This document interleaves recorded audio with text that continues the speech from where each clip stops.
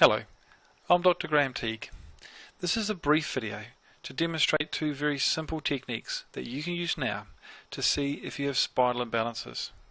Now it's these imbalances that cause your pain, whether you have low back pain, sciatica, neck or even upper back pain. Now the first test is very simple. All you're doing is looking at your pelvic height. So all you do is look in a mirror and note if one side of your pelvis is higher than the other.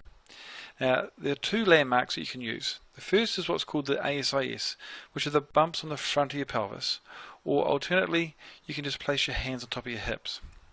Now, what you'll note is that one side of your pelvis is higher than the other, and this creates what's called a rotational imbalance. If your left side is higher, you have what's called an LFP, and if you have the right side higher, you have an RFP. Now, the bigger the height change, the bigger the imbalance is occurring in your spine. And also you can look at the side view of your posture, and this is what detects what's called a tilt type imbalance, where you can have a sway back where the curve in your low back is a lot greater, or you may have a flattened spine.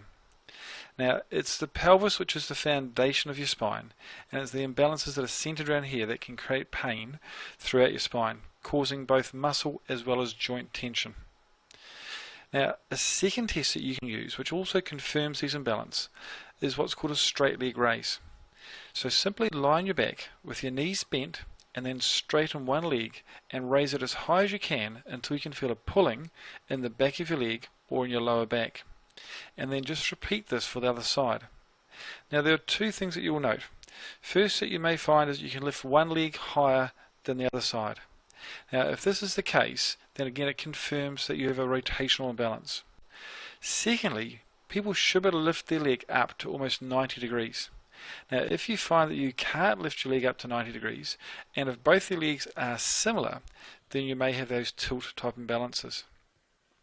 But these two simple tests indicate that there are imbalances in your spine.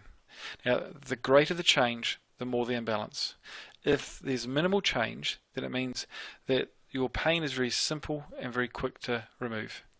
If the imbalances are greater, then pain is still very simple to remove, but it will take a small amount of time to return your spine to balance.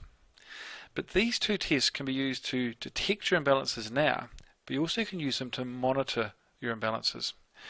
Long-term wise, you can use these same tests to make sure your spine stays in balance, which is important for a long-term future of being